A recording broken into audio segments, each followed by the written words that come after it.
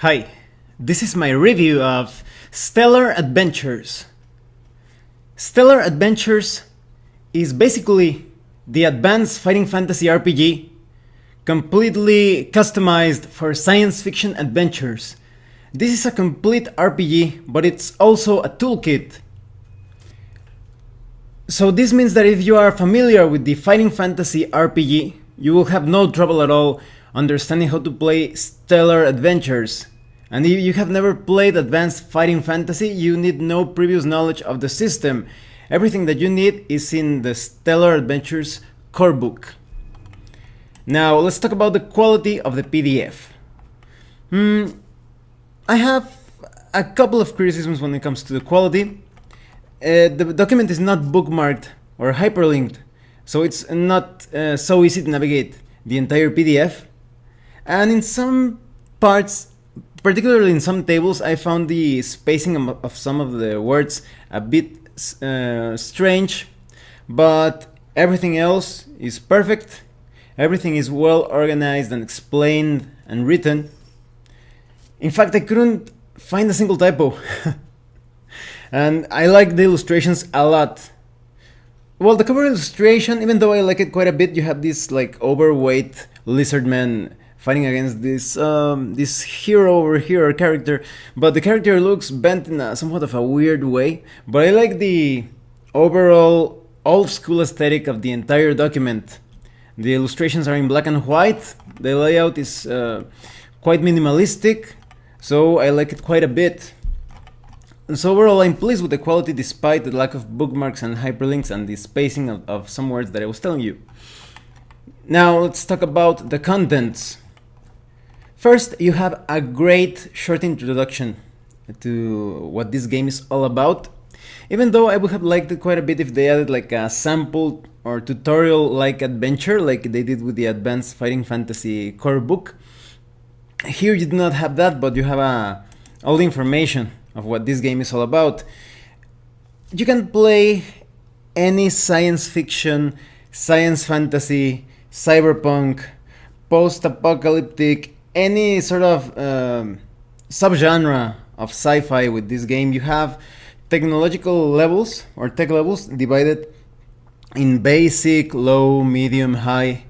This means that you can have weapons and gear and vehicles that you can find in only certain time periods. For example, in the basic level, you have anything that has been used from the Stone Age to the 1900s. But when you go up in the technological tier side of things, you have low, which is a bit more advanced when it comes to firearms and vehicles, but you don't have lasers or blaster type weapons. And then in medium, there is already an introduction of faster than light travel, and robots are a common thing, and very advanced artificial intelligence computers. And at the highest level is where you can go nuts with any sci-fi or science fantasy setting that you have seen in comic books, in movies, etc. So that's great because you can mix and match all of these levels. Maybe you have this huge setting where there are many planets, and some planets are more on the low side of things, some are on the high side of things, or maybe you want to keep things a bit more consistent and keep an overall consistency or presence of perhaps high tech or medium tech. So it's all up to you, and this is great. You can recreate anything that you can imagine when it comes to sci-fi, and perhaps even go beyond that. Maybe if you want to make some thematic changes, you could even play like a steampunk type of game. If instead of robots, maybe you have like steam powered golems or something. You can go there's a lot of freedom when it comes to the way you can handle the theme of this game. When it comes to hero creation, the process is quite simple. This is a classless system. You think of a character concept and you use all of the tools at your disposal to create that character. It's basically a point buy or point build system. So once you get your character concept clear, you start to determine the characteristics of that character. There are three basic characteristics: skill, which has to do with what your hero is capable of doing mentally and physically, and then you have stamina, which is like the physical punishment that you can take. And then you have luck, which is a very important characteristic, and we will talk about that in more detail later on, but it's basically something to save you from things that your skill cannot overcome or your stamina simply cannot take. If you are creating some other type of character, so for example, a psionic type of character, or a robot, or an alien, there are rules for that later on in this core book, but then you will be handling other characteristics such as psionics and tech, and when it comes to the aliens, some other alien related talents. So you start out with your scores, and you have an amount of points to further customize those characteristics. And when it comes to the special skills of your characters, this is basically an area of specialization where your character is good at. Many of you are already familiar with this form of skills. That is, if you want a character that is quite proficient in the use of computers, and maybe he's quite good at brawling, he's more on the leadership side of things, he's a good pilot, skilled in the use of melee weapons or different types of firearms. These are what skills are for, to further specialize your character. All of these skills give you a bonus. That is, when you make checks, and we will cover that in a bit, you add your skill characteristic with any of the values provided by these special skills. To customize your character, you also have talents. But before we get into that, I also forgot to mention that you can create your own skills. There are many samples of skills that you will use during an adventure, but if you have something else in mind, perhaps something particular to a campaign setting, here you have the information to further customize skills or create your own. Now when it comes to talents, these are basically extraordinary things or feats that your character can carry out. So maybe your character specializes in being a great dog fighter, or maybe you are ambidextrous, so you want to use 2 energy swords or 2 pistols. You should pick this talent. And you also have things such as having an iron will, or having a high reputation, or maybe you have a sidekick. Maybe you're just lucky. You can also have a mutant, and this is great if you want to play like post-apocalyptic setting where there are many mutants all over the place. You even have random tables to determine your mutation. So maybe you can breathe fire, or maybe you have tentacles, maybe you have an extra arm, maybe you have regeneration. So all of these mutations have certain advantages and perhaps at times disadvantages when you are playing the game. And when it comes to money and starting equipment, you start out with equipment based on the background of your character, because maybe your character is an engineer, then you start out with a tool belt, or maybe you are a pilot, so maybe you begin with a small aircraft. So this is great, and you also have an amount of credits, 500 credits, to spend in anything else that you want, in gear, weapons, armor. So you're going to be creating the character that you want without restraints of concerning a particular class. You also determine your social status. The higher the social status, the more famous that you are, perhaps the more influential. So maybe you have a social status of 3, that means you're a skilled worker, perhaps a soldier.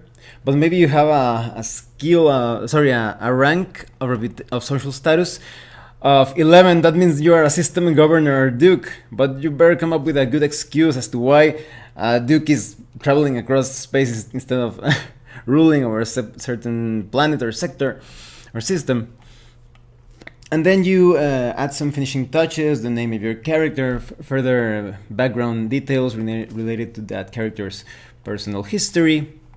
And if the game director, that is the game master of this game, if the director would like a particular template or a set of templates for his campaign, you have information how to do that, because maybe you're playing a military campaign and you could have some pre-built templates for a sergeant or a field medic, etc.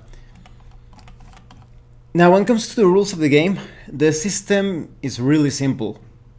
To play this game, you only need a couple of 6-sided dice, but I recommend having 3, especially when it comes to combat. So definitely 3 6-sided dice. And When you want to perform a check, carry out some task resolution, you roll a couple of six-sided dice and you try to roll below a certain number. So for example, maybe you want to fly your ship across an asteroid belt without crashing it. You would need to roll below the sum of your skill. Maybe you have a skill of 8 and you have 3 ranks of pilot skill. You have an 11 in total. 8 plus 3, 11. So you need to roll 11 or below that. And of course there are many positive and negative modifiers related to the environment, the situation, maybe some tools that you are using. So that's the basic mechanic, although this works differently when, for example, you are having contested checks, maybe related to hiding from someone, or maybe when you are in battle, and then you need to roll the highest amount possible. So in that case you roll 2 six-sided dice and you would add your skill and your special skill. So they also have an optional rule. If you prefer to roll over everything, including skill checks, you could try to rolling 15 or above. And of course you will also be able to get some critical successes or some failures or blunders or fumbles. That is, depending on the case, if you roll a double 6, you could get a very good thing when it comes, for example, combat would be a critical hit, but when it comes to rolling under your skill, it would be a bad thing. And the same applies in ones respectively, if you roll only once. So this system allows for really fast task resolution and things. You really get the sense that things are happening quite fast and sometimes simultaneously.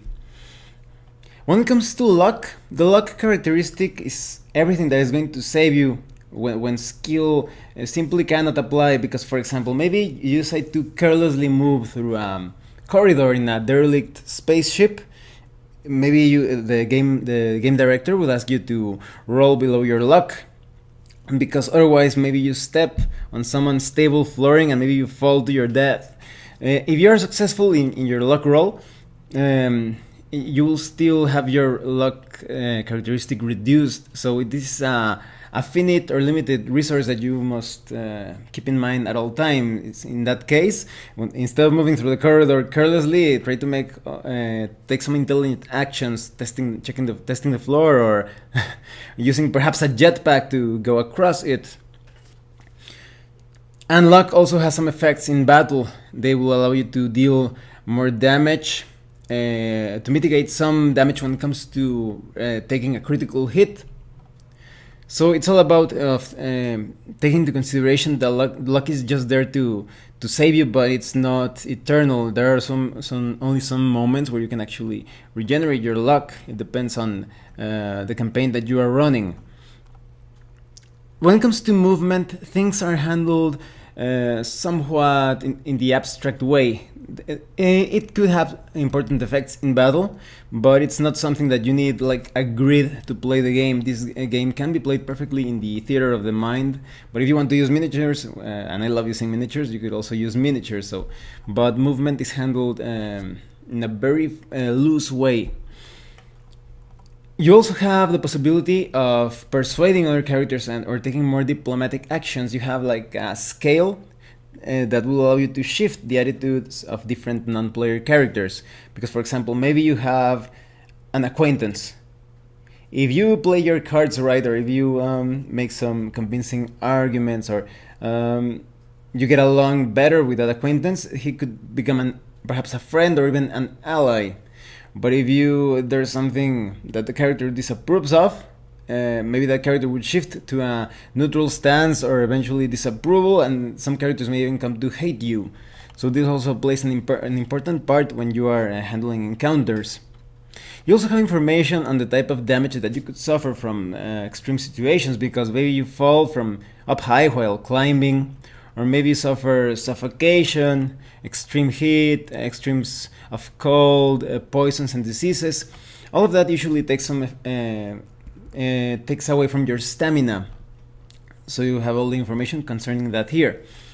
You also have information on experience and how you can spend your experience points to increase your skill or your special skills, stamina, psionics or tech if you're playing as a psionic user or perhaps a robot, gaining new talents, etc.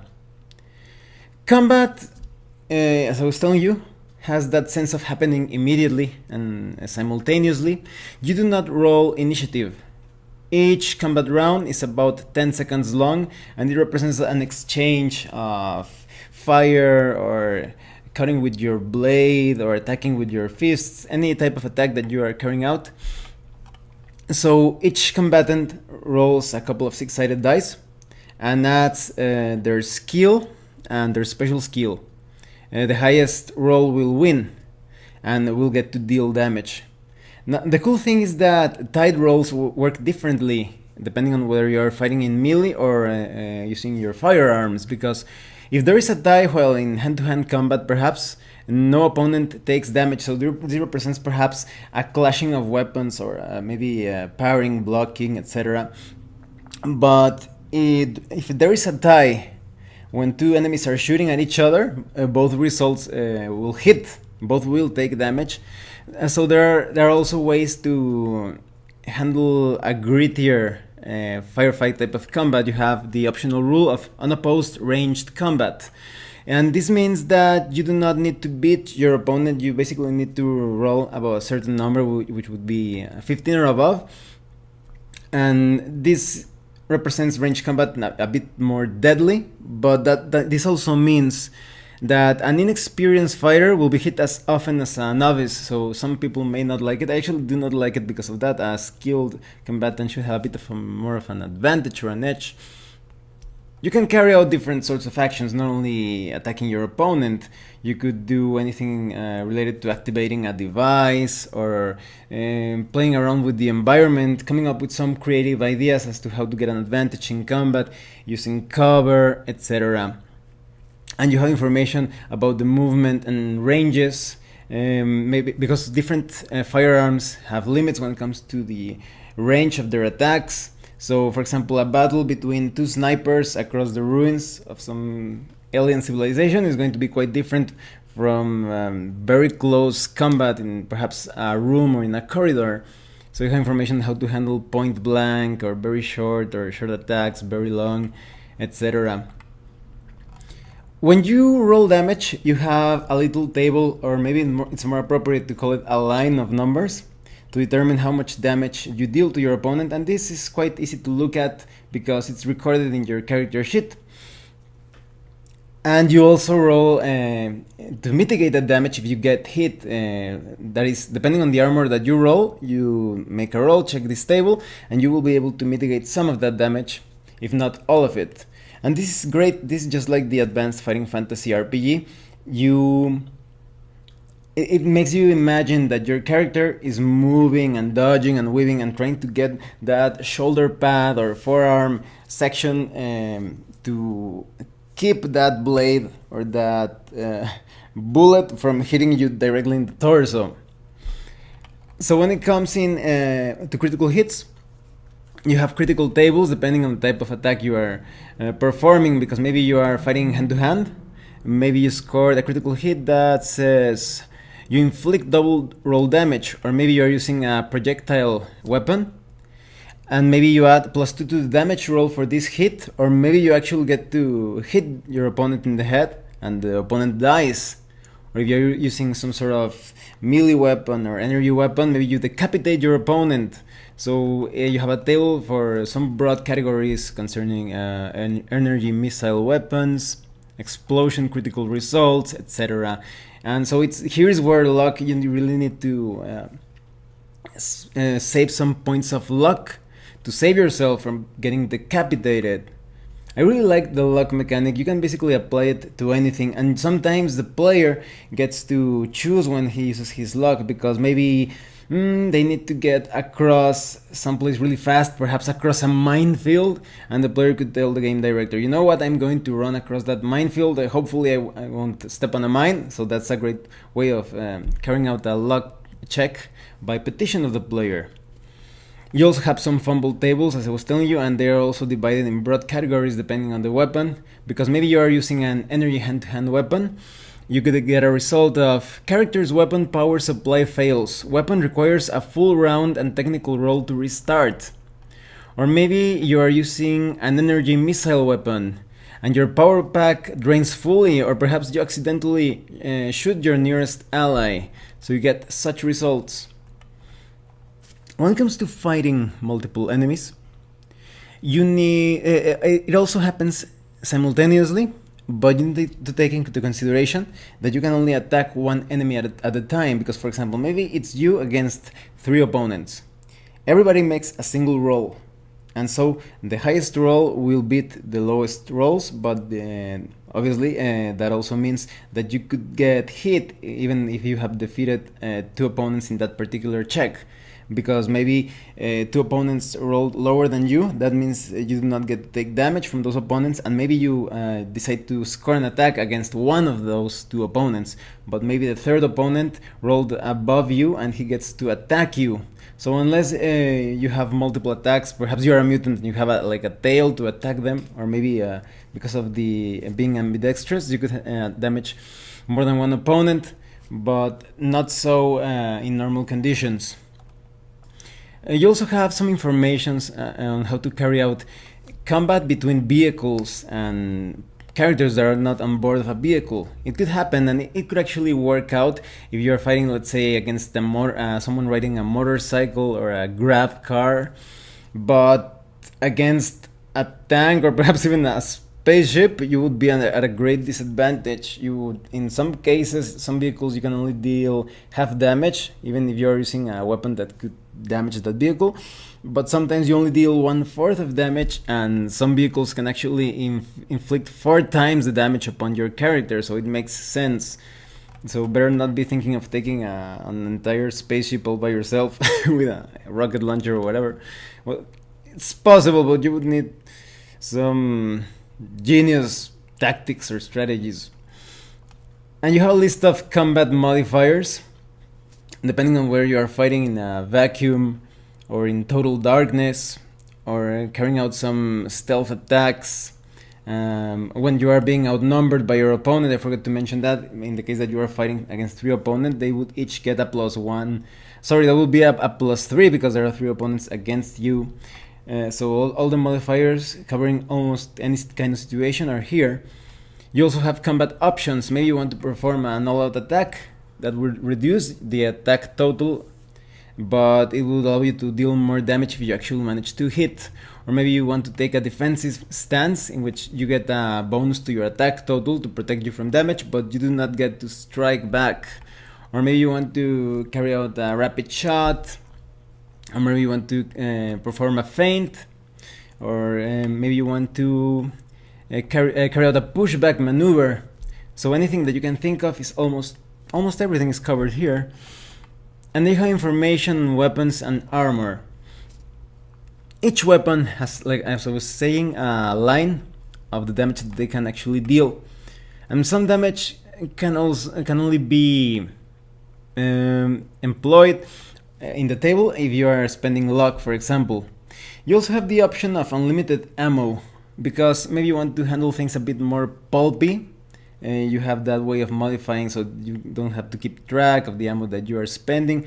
But besides that, you also have information on ammo and ammo slots for each of the different weapons. You have a description for each of these weapons if you're not familiar with something that you haven't seen in science fiction or science fantasy. It's all here, and this also allows you to play any type of story or mythology that you can think of. You have laser swords, you have energy whips, you have all sorts of stun rods and missile launchers and plasma rifles. So you can play Battlestar Galactica, Star Wars, Star Trek, anything that you can think of. You also have the same when it comes to armor, but there's also information when it comes to the dodge talent, because the dodge special skill, because some characters want to be more dexterity based, and just like the Advanced Fighting Fantasy RPG, the difference between being skilled at dodging and being skilled at using armor is that dodge almost always gives you an opportunity to protect yourself, but in some cases armor may not be enough, depends on the weapon or the stealth attacks that they are using against you. But there could be some very powerful heavy battle armor or powered armor that could actually surpass the usefulness of dodging in different situations. So it's all up to the style of the character that you want to play as. And healing, it's not as gritty as you would see in other science fiction games. You basically recover stamina by sleeping and eating. So that's great to keep things going, in considering the deadliness of combat, of how things happen quite quickly, and sometimes you wish that you have saved a bit of luck for combat. So you have information on first aid kits and how to handle morale, and you also have information on med base and such. When it comes to equipment, everything is organized by tech levels, as I mentioned at the beginning, and you also have information on equipment use and damage and encumbrance, money and weapons and armor, how much each item costs. I also forgot to mention that you have chainsaws, so that's great for a modern type or post-apocalyptic type of campaign. You also have information on cyberware, all sorts of implants and replacement parts. You can, as long as you have the money, you can basically replace everything about your body. You could have a replacement leg so you can jump or run faster. Maybe you have armor under your skin, subdermal armor. Or maybe you have blades that pop out of your wrists. You can have all of that, or of your fingers or whatever. But every time you take these implants, not only is it quite expensive, it also reduces your luck. So you get quite unlucky, maybe because all of those pieces need maintenance or repairs. You have a description for all of this cyberware, and this is great if you want to play a cyberpunk type of campaign. You also have general equipment. Some is a bit more on the low-tech side of things. You have grapple guns, breather masks, survival kits, but then you have things that are more on the medium-tech side of things, such as artificial gills or jetpacks, and even some things are modified depending on the tech level, because jetpack, when it's on the medium-tech level, it's more like the jetpack that Boba Fett would use in Star Wars. If you want to create a Boba Fett type of character, you can do that. But a high-tech version of the jetpack could be like a very small device, some anti-grav device or something that you only attach to your belt or to your boots. And you have some high-tech things such as emergency space suits, even some psi shields or EMP bombs, etc. And all of those come with their description. I really like how they added so much attention to detail, despite being a simple game, a simple system. You also have information on how to customize equipment and even create your own.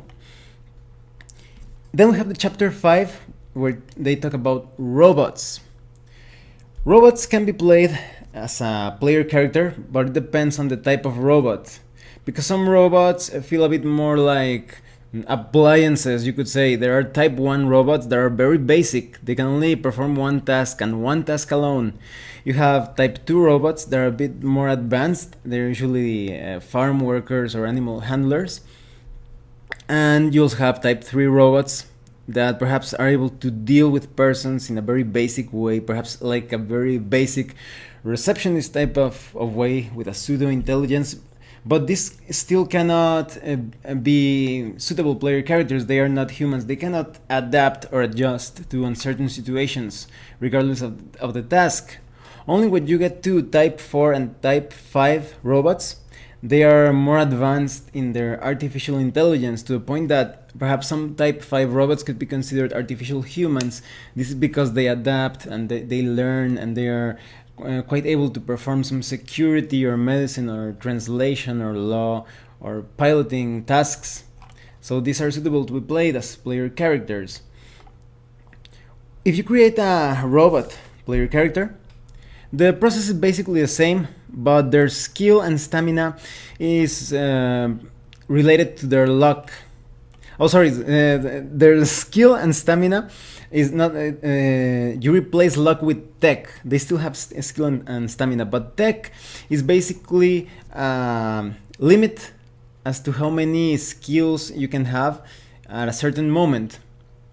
You have skill card slots, and you can replace these cards depending on the mission. That's quite useful. It's an expensive process, and if I'm not mistaken, it takes like about an hour in game time.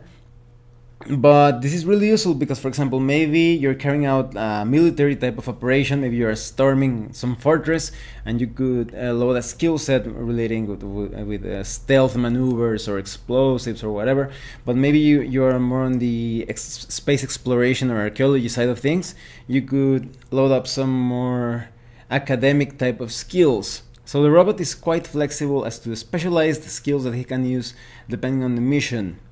And so this makes up for the lack of luck, while keeping a balance with skill and stamina. You also have robot talents to customize your robot character. You can have some wheels, or maybe you have a light armor shell and you need no armor. Maybe you have advanced sensors.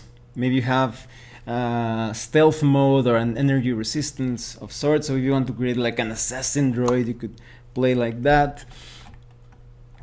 And you even have a list of standard robots. It's a short list and they are pretty basic, but they are quite useful in an emergency when the players attempt something and you need a robot NPC right away. You have type 1 robots such as cleaners or chef robots, type 2 robots that are perhaps delivery robots or mechanics. You also have type 3 robots such as taxi driver robots, type 4 robots like medical robots, or type 5 robots such as law enforcement robots. In chapter 6, we get all the information that we need to create our own vehicles. What I like it is that vehicles feel a bit like a player character as well, so do you not feel like a very, let's say, radical shift to a subsystem that does not make sense with the core system.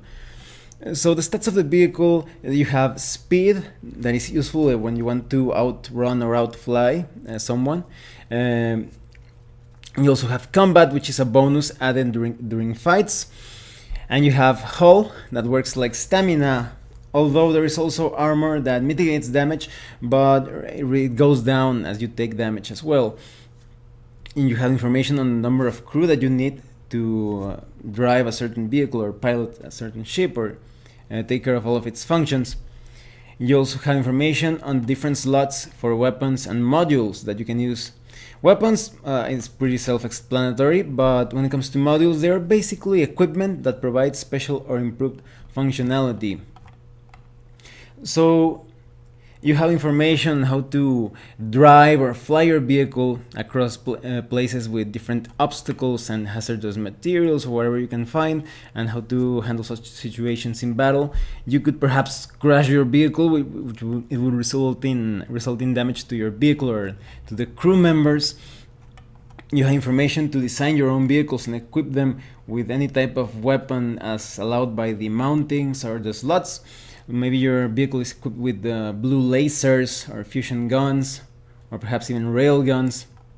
The larger the vehicle and the more high-tech the vehicle is, the better the weapons that you can equip, of course. But you also have some modules. Maybe you want to have a med bay, or improved armor, a large cargo hold, a science lab. So if you like the idea of having like a mobile base or station for your group of adventurers, you can create some pretty huge tanks if you wanted to, or some really large spacecraft or spaceship.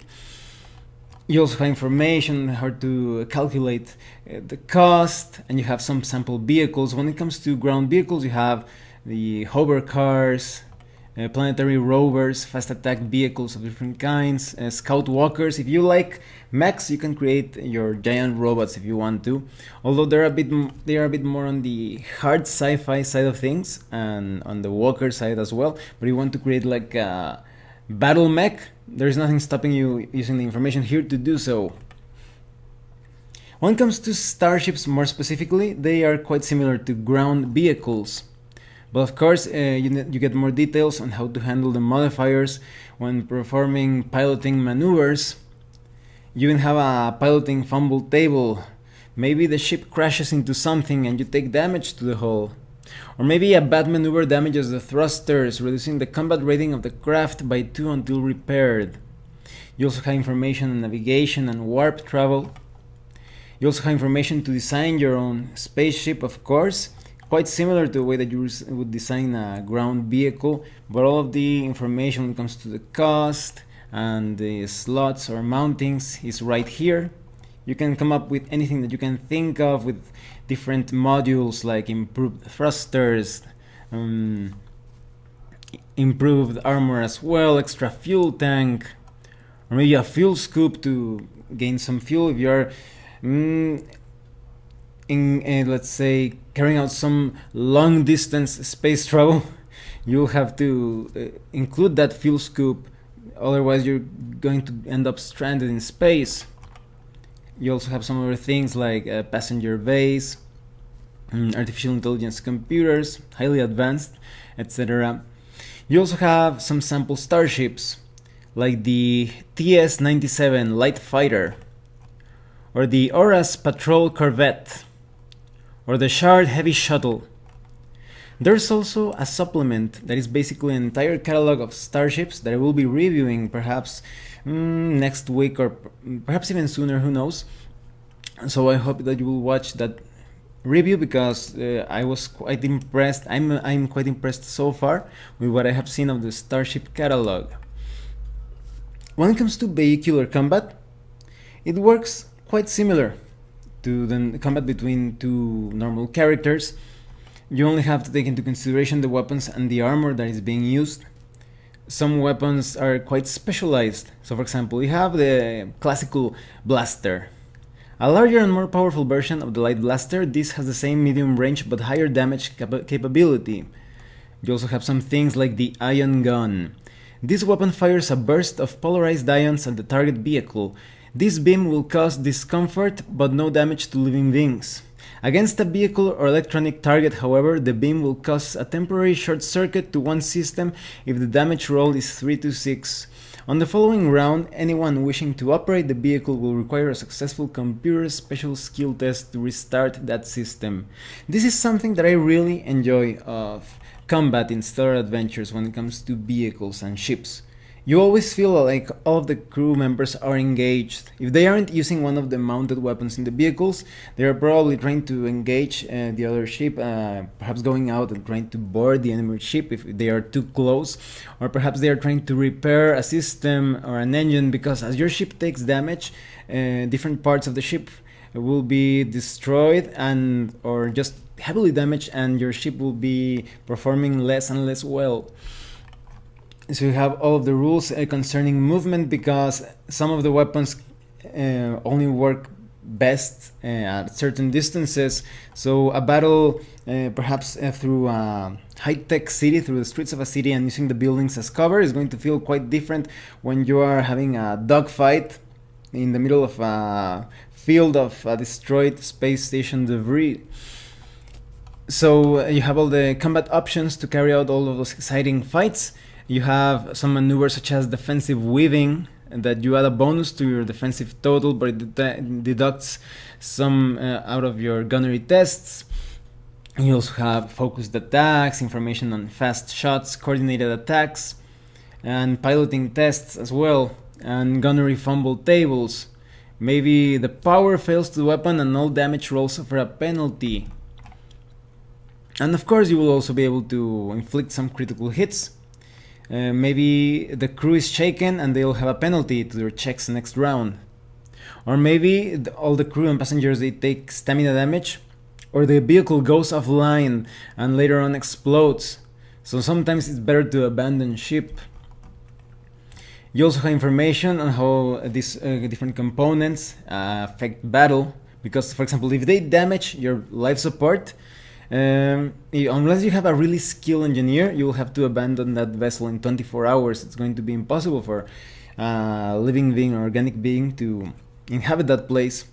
Something that I find really cool about robots is that their tech characteristic can also be used to resist certain things, because for example, maybe there is this place that has radiation that affects organic creatures, but not so much machines. So maybe a robot player character can take a chance and sprint through that area, and he just needs to roll below his tech level to see if he makes it. Maybe there's an important switch to activate at the other side of that area, or some treasure, who knows. So information on what happens when they damage your cockpit, the sensors, the engines, all of that results in negative modifiers or some other not so good effects in battle. You also have some extra rules to handle, as I was telling you, personnel versus vehicles versus starships. Not impossible, but you better have the most powerful weapons available. If you're attacking a tank or a ship, or have the most expensive and the highest level of tech that you can find in weapons. You also have some details on how to handle unusual battlefields with minor and major hazards, how those can impose some penalty or perhaps even damage if you crash into them, who knows, when you are fighting. Details on how to repair vehicles as well. Chapter 7 covers everything about psionics. Having psionics in your game is not necessary. If you want to play it really hard sci-fi, no psionics at all, you could play it like that. But if you want to play Star Wars, you can do that right here. In case you introduce psionics, you have the psionics characteristic that serves to fuel. It gives you a number of psi points that you can use to bring out those impressive psionic effects. You have different psionic traditions, and depending on the tradition that you choose, your character is going to feel quite different. So you could have an entire party consisting of psionic users, and they're going to feel different.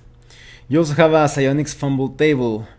Maybe something goes wrong, and the psionicist reduces their temporary psionics by 1d6, which recovers at 1 point per day.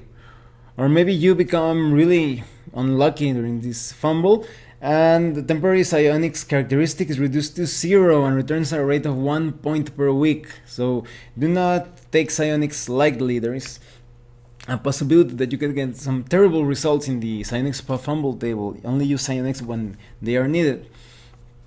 When you use a psionic power, you roll below a certain number as usual, but if it's an opposed check, that is if you want to affect a character that does not wish to be affected by the psionics power, then it's an opposed test to see who rolls highest. You have the table to determine psionic damage, and there is also the dark temptation, and this feels a lot like taken directly out of Star Wars. This is basically the dark side of psionics. If you decide, you can tap into your dark temptation and you get a bonus to your psionics rolls to activate a power. You cast that psionic power as if you had a higher rank, and you get a number of psionic points. But if you fumble during this check, you will become tainted, and then when you are tainted, everyone feels uncomfortable around you, especially psionic characters. You give them the creeps, like you are some sort of dark entity, and you are prone to bouts of irrational anger or sadism. I forgot to mention that if you are actually it doesn't go too bad for you during the check of the dark temptation, maybe you only engage in some evil or violent activity, or you only lose a few luck points. And if you are already tainted by the dark temptation and you decide to tap again into your dark temptation, and you once again botch the roll, and you will be lost to the dark temptation, to the dark side. So you are no longer suitable to be a player character, and you become a non-player character. And then you have information on how to get psionic points by resting, and how to spend those points. When it comes to the Psionics Traditions, you have the Physical Adept, and this is a great tradition to take if you want to play a Jedi Knight type of character. You have things such as a boost, a skill, levitation, telekinesis, a psychic blade. So this is a very physical type of psionic character, in my opinion. And then you have the Academic Psionicist, that feels a bit more like a bit more on the hard sci-fi side of things, or maybe like a scientific psionicist, with things such as telepathy, aura reading, astral projection, control emotion, etc. And then you have the Mental Healer.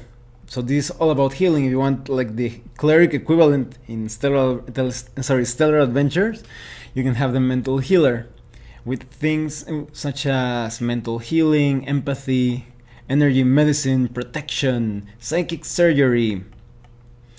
And then you have the dark power. If you want to play as a Sith Lord, you should take the dark power, which with things such as choke, dominate, induce fear, produce insanity. You also have the Astronavigator, and this tradition is going to be quite useful in campaigns of space exploration, of a lot of space exploration and perhaps archaeology, in my opinion, because you have some powers such as ship support that allows you to stop a ship from being reduced completely to 0 hull points, so that is from exploding. Because I forgot to mention that's also a very good mechanic. When you're fighting ship to ship and they reduce your hull below 0, you start making rolls on the critical table, and any point below 0 hull points adds to that roll, so you get even worse and worse critical results until your ship explodes. And so you have other powers when it comes to the Astronavigator, such as false signals, mental pilot, sense malfunction, shield ship. So that's really cool. And then you have the wild psionics, and this is great for a character that is not completely in control of his abilities, but still very powerful, very raw in his manifestations, such as like, what was the name of this character? Tetsubo of Akira. If you have ever seen a character in fiction that just goes nuts and like performs this sort of like a psychic tantrum where it deals damage to everyone around him, you have the wild burst to do that. You also have some other things like pyrokinesis, direct blast. So as you can see, this is a very violent psionic type of character, almost as damaging as the dark power that I forgot to mention, that is taught by a master to an apprentice. So it's very Sith Lord like. And you also have information on how to modify these psionic traditions and create your own traditions. In Chapter 8, we have all the information to create an alien player character or even a non-player character. Aliens have a direct relation between their skill and stamina with their luck. If your alien character is very skilled and has high stamina, your luck is going to be quite low. But if that alien character is not as skilled or not as hardy or sturdy, then that character is going to have a high luck characteristic. You also have many different ways to customize your alien through point building. You could add some major or minor alien talents, and some other abilities like maybe you are able to fly, or maybe you have heavy natural armor. But you can also balance this out with minor drawbacks or major drawbacks that allow you to take some positive modifications to your character. So it's all about juggling or balancing, taking perhaps some major talents in exchange of taking some other major drawbacks. And this is a good way to balance your character. Now, not all of the alien type of species are going to be useful for player characters, because some aliens are more on the animalistic side of things, and some others are more advanced. So those are the type of humanoid characters. And there is a tricky third type of alien that is somewhat difficult to play as a player character, which is basically those really alien forms made out of energy or gas. But you can find ways around it, in my opinion. If you want to play like a gas entity of sorts, maybe you need to be inside sort of like a spacesuit all the time. So you could play it like that and not lose too many... Not so that you don't mess up adventures because of your strange anatomy or form. When it comes to alien talents, maybe your alien is a devourer. This talent allows the character to eat almost anything organic and even some things inorganic. Maybe your alien is incredibly strong, or maybe your alien is a natural healer, or is able to survive in some extreme environments. Maybe that alien is a shapeshifter, etc. And you have some alien drawbacks. Maybe your race is quite aggressive, or maybe that alien race is susceptible to a specific type of energy, or maybe it's a physically weak type of being, or it has poor senses, and such. You also have a random alien creation process that will allow you to create non-player characters before running the adventure, or perhaps during the adventure. I'm sure a skilled director will be able to use this process quite quickly to generate an emergency or improvised NPC. You also have like a mini bestiary of aliens. So you have things such as the Kumashami. These heavyset aliens hail from the planet Sham in the westward marches. Roughly 7 feet tall and weighing in at a third of a ton, they are covered with tough and bumpy hide. They also have very sharp hand claws, one on each of their 7 fingers.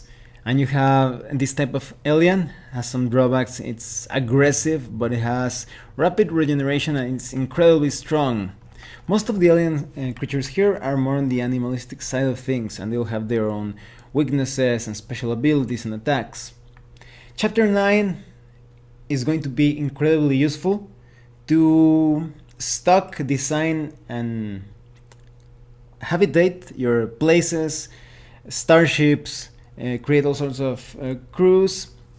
You will be able to determine the characteristics and size and military power and society and resources related aspects. Some of them are numerical so that they make sense with the mechanics of the game.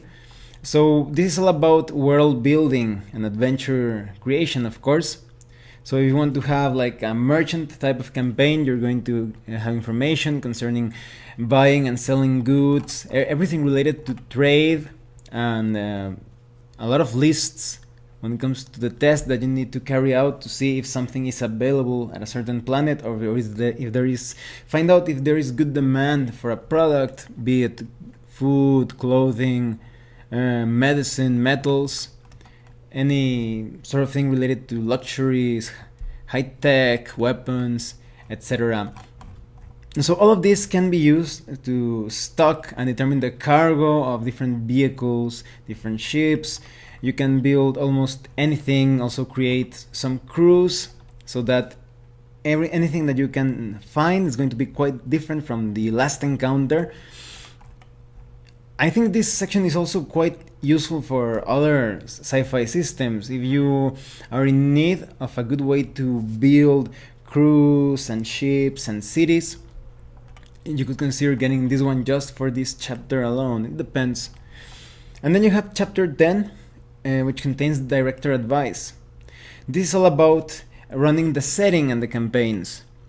How to create a campaign based around bounty hunting, exploration, trading, rebellion, survival, alien wars, or maybe a combination of all of that. You also have information on how to reward heroes with experience, how to generate systems. This is a system quite similar to the Advanced Fighting Fantasy RPG core book, where you used to generate maps with just by rolling a handful of 6-sided dice. You have this really fun system. The game director is going to have lots of fun when designing all of those systems that make sense with the story that he's writing or building around the player characters. You have different planet tables. Maybe you find some ice planets or some dead planets. Maybe you find some asteroids and gas giants, or some really strange things. Maybe you see a dead space Hulk floating in outer space, or maybe you see some unknown alien craft, or something very strange like a time portal or opposed black holes. You never know. And at the end of the book you have sheets for characters, for ships and cities, places, alien races, etc., and an index that it's a bit of a shame that it's not hyperlinked. It would have been quite useful like that. You also have lists for all of the weapons, armor, combat options.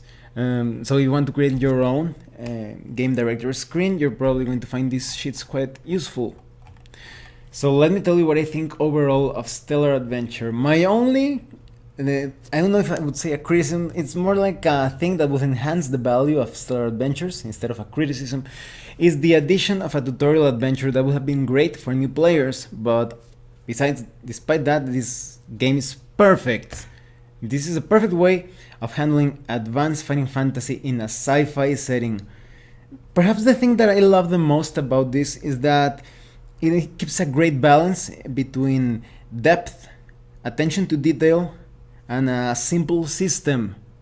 So you don't have to fear that, oh, I'm going to be playing this sci-fi campaign, but I don't feel it's going to feel quite realistic. You have all of the details, all of the technical details, and things related to culture, and anything that you can find in space exploration, and you still have a very simple system to handle all of that. And you can create your own space mythology, or you can base it on some other works of fiction. As I was saying, you want to play Star Trek, Star Wars, Battlestar Galactica, you can play it with this using this book. I also feel that Stellar Adventures is also useful if you play some other sci-fi system. Maybe you are playing Metamorphosis Alpha. You can find some really good ideas in Stellar Adventures. So Stellar Adventures is not only a complete role-playing game, it could also be considered a companion or toolkit, for a generic toolkit for other sci-fi systems. And the value overall is great. They just give you anything that you need to create things. There are some books that give you a lot of information concerning ships and campaign or world building, but here there's just any tool imaginable to create ground vehicles, spaceships, to come up with your own weapons or modules, to use the existing ones, to create any character that you can think of. For those of you that are already familiar with Advanced Fighting Fantasy, it's going to be insanely easy to make the change to this system, so I definitely recommend that you play this right away. And for those that have never played an old school type sci-fi game, this is one of the best, if not the best, ways to be introduced to such gaming style. This is a no-nonsense system when it comes to its simplicity, and yet containing all of those details to make the setting believable, to make that you are actually exploring, that you're actually fighting for a cause, that you're actually handling conspiracies or espionage, any sort of campaign that you can imagine. You can play it with Stellar Heroes. So I highly recommend that you get Stellar Heroes and that you watch my review of the Starship catalog that I'm going to be bringing out probably next week. So Stellar Adventures, an awesome science fiction game. And there's already a lot of material available for Advanced Fighting Fantasy, so it's quite easy to take that material and convert it to Stellar Adventures.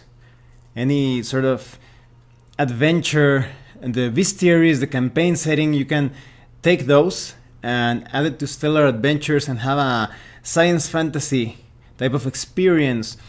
Or you can play around with the theme and the trappings. Maybe you can take some skeletons and instead say that they are kind of like Terminators, like metallic skeletons of sorts that are attacking the group.